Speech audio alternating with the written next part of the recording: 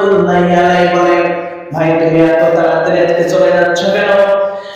ওই ইহুদি জবাব দেয়, ভাই আপনাদের যেমন যেমন ওয়াজ মাহফিল হয় প্রতি বছরে, মাহফিল করে জুমার নামাজ আদায় করে সমস্ত ব্যক্তি আপনার কথাগুলো শ্রবণ করে, ঠিক অনুরূপভাবে আমাদের ইহুদি ধর্মের মধ্যে, খ্রিস্টান ধর্মের মধ্যে আমাদের একজন আলেম আছে।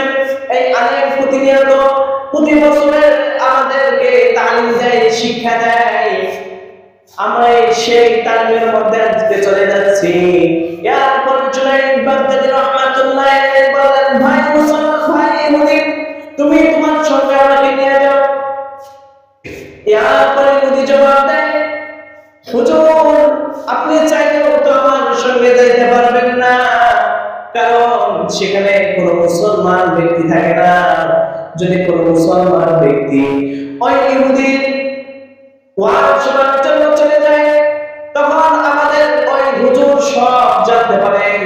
মুসলমান ব্যক্তি গেলে তাকে ওখানে ধরে হত্যা করে ফেলা হয়। আপনি কাজে চাইলে আপনি যেতে পারবেন না। এরপরে জুনাইদ বাগদাদী রাহমাতুল্লাহি আলাইহি বলেন, ভাই সমস্যা নাই, আমি আপনাদের পোশাক পরিধান করে ওই ইহুদির কথা শোনার জন্য যাব, সে দেখি আমাকে কি শিক্ষা দেয়। এরপর ইহুদি রাজি হয়ে গেল। রাজি হয়ে যাওয়ার পরে জুনাইদ বাগদাদী রাহমাতুল্লাহি আলাইহি ইহুদির পোশাক পরিধান করলেন। ইহুদির পোশাক পরিধান করার পরে ওই ইহুদির মজলিসের সবার মধ্যে ঢুকে গেল। এরপর সবাই ওই ইহুদির কথা শোনার জন্য উপস্থিত হয়ে আছে।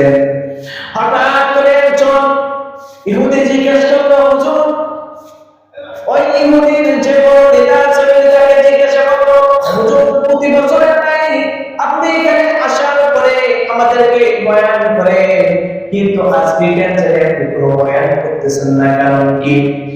জুনাইদ বাগদাদী রাহমাতুল্লাহি আলাইহি আমন্ত্রিত সবাই ওই জায়গার মধ্যে প্রবেশ করলেন।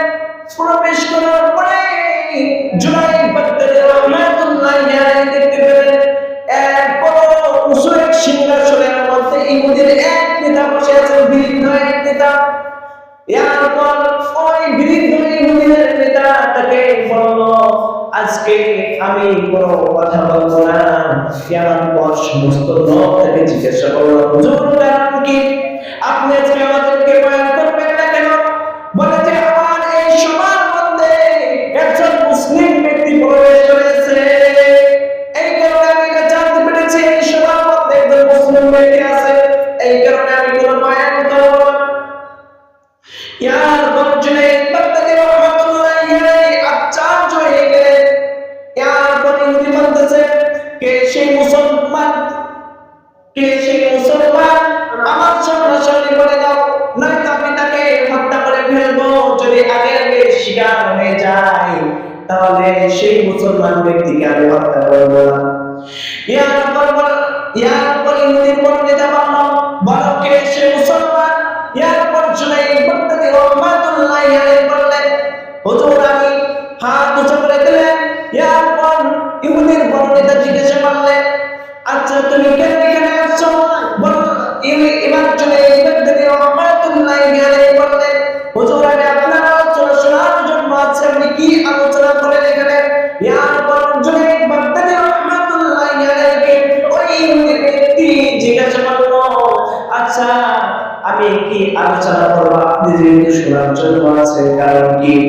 এরপর জুনাইদ বাগদাদী রাহমাতুল্লাহি আলাইহি বলল, আপনি যেগুলো আলোচনা করবেন আমি সেগুলো শ্রবণ করব, দেখি আপনি ইসলাম সম্পর্কে কি ধারণা আপনার আছে, আর আপনি কেন আল্লাহকে বিশ্বাস করেন না, এটা জানার জন্য আমি এখানে আসছি।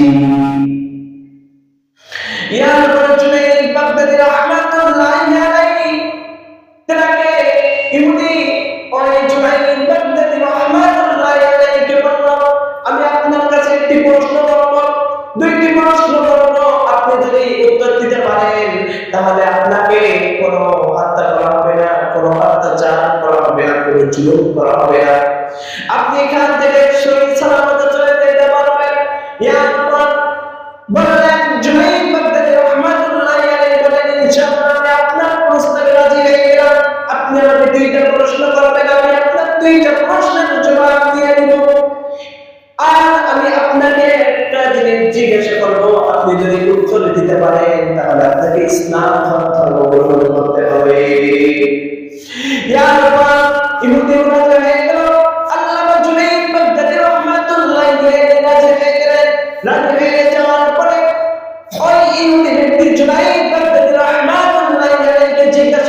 ভাই মুসলমান,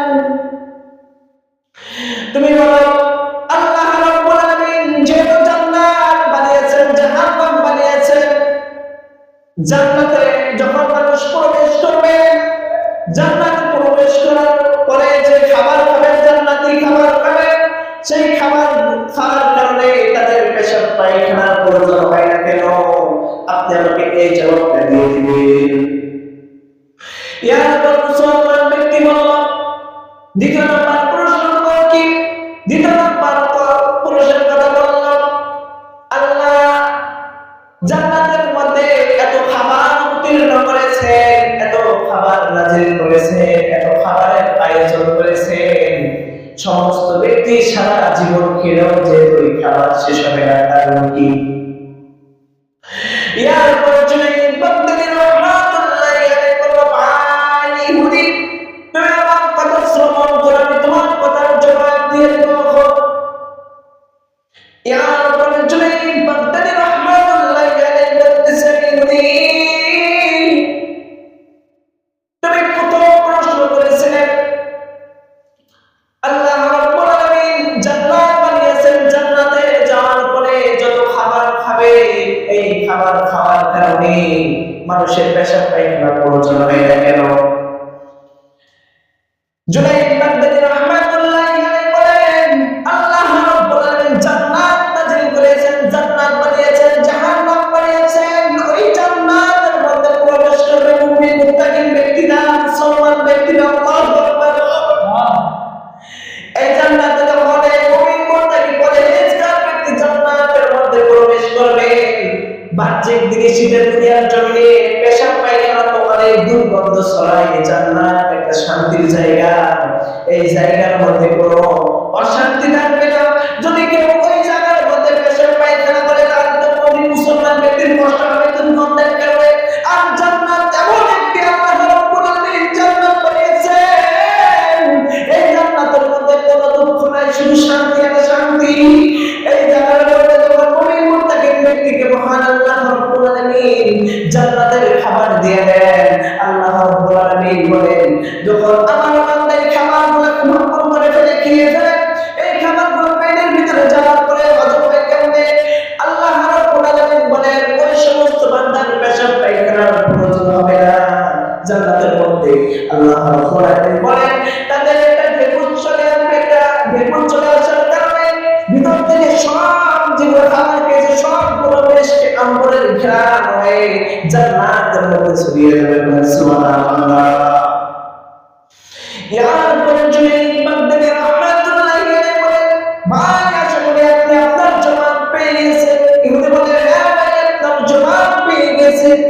ইয়ার পরে বললেন, দ্বিতীয় নম্বর প্রশ্ন ছিল আপনার, যে আল্লাহ রাব্বুল আলামিন জান্নাতের মধ্যে এত খাবার নাযিল করেছেন, খাবার বর্ষণ করার পরেও কেন জান্নাতের খাবার শেষ হয়ে যাবে না?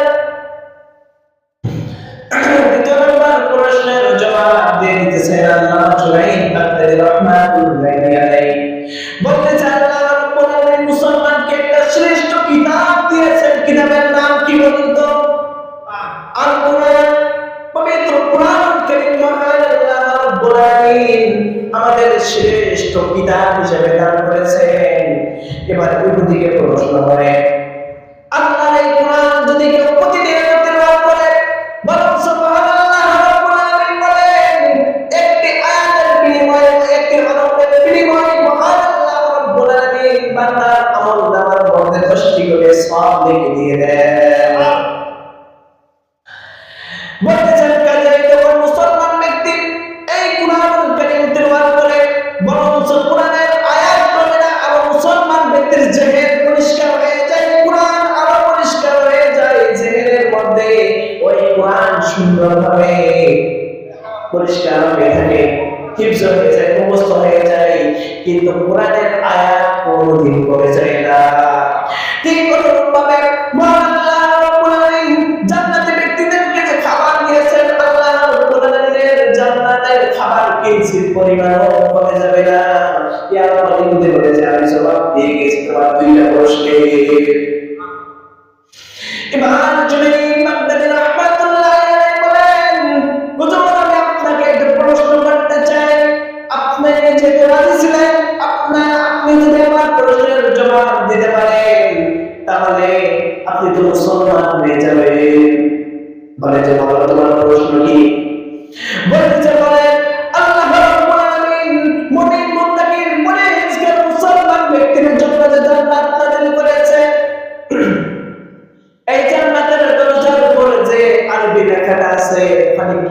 আসলে আসলে এটা আসলে কি বলবো। এবার ইহুদির বড় নেতা চুপ করে আছে। সমস্ত ইহুদি জিজ্ঞাসা করলো, হুজুর আপনি চুপ করে আছেন কেন? মুসলমান ব্যক্তি আপনাকে প্রশ্ন করছে, মুসলমানদের জান্নাতের দরজার উপরে কি লেখা আছে আপনি বলে দেন। বলতেছে আমি যদি বলে দেই তোমরা কি সবাই বিশ্বাস করবা? ইহুদির বড় নেতা বলতেছে তাদেরকে, যে সমস্ত ইহুদি সামনে বসা আছে ওই সমস্ত ইহুদিদেরকে বলতেছে আমি যদি কথাটা বলে দেই তাহলে কি তোমরা সকলে বিশ্বাস করবা? বলে যে হ্যাঁ আমরা বিশ্বাস করব। বলতেছে কথা কি সত্য, তোমরা বিশ্বাস করবা? হ্যাঁ। বলতেছে হ্যাঁ আপনার কথা আমরা সবাই শুনবো, আপনি যা বলবেন তা। এরপরে ইহুদি ব্যক্তি বলতেছেন মুসলমানদের ওই জান্নাতের দরজার উপরে যে লেখাটা আছে লা ইলাহা ইল্লাল্লাহু মুহাম্মাদুর রাসূলুল্লাহ সাল্লাল্লাহু আলাইহি ওয়াসাল্লাম। বলতেছে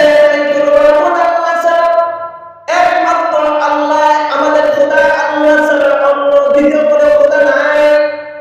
বলতেছে এই কথা বলে ইহুদির বড় নেতা জুনাইদ বাগদাদী রাহমাতুল্লাহ আলাইহি বলতেছেন হুজুর যেহেতু শব্দ ছিল আপনার প্রশ্নের জবাব যদি দিতে পারি তাহলে আমি ইসলাম ধর্ম গ্রহণ করে ফেলবো। এক মিনিট। এই কথা বলে সমস্ত ইহুদি কালিমা লা ইলাহা ইল্লাল্লাহ পড়ে মুসলমান হয়ে গেল। তাহলে দেখেন আমরা আমাদের চলাফেরা থেকে বেকার নাস্তিক মুনাফিক মুসলমান হয়ে যাবে, ডাক্কা হাঁকাবুড়ি করে কখনো মানুষকে ইসলামের মধ্যে আনা সম্ভব নয়। যে আযানের সময় হয়ে গিয়েছে, আমার সংক্ষিপ্ত বক্তব্য এখানে শেষ করলাম। আলহামদুলিল্লাহি রাব্বিল আলামিন। সবাই আমার জন্য দোয়া করবেন ইনশাআল্লাহ। আসসালামু আলাইকুম ওয়া রাহমাতুল্লাহি ওয়া বারাকাতুহু।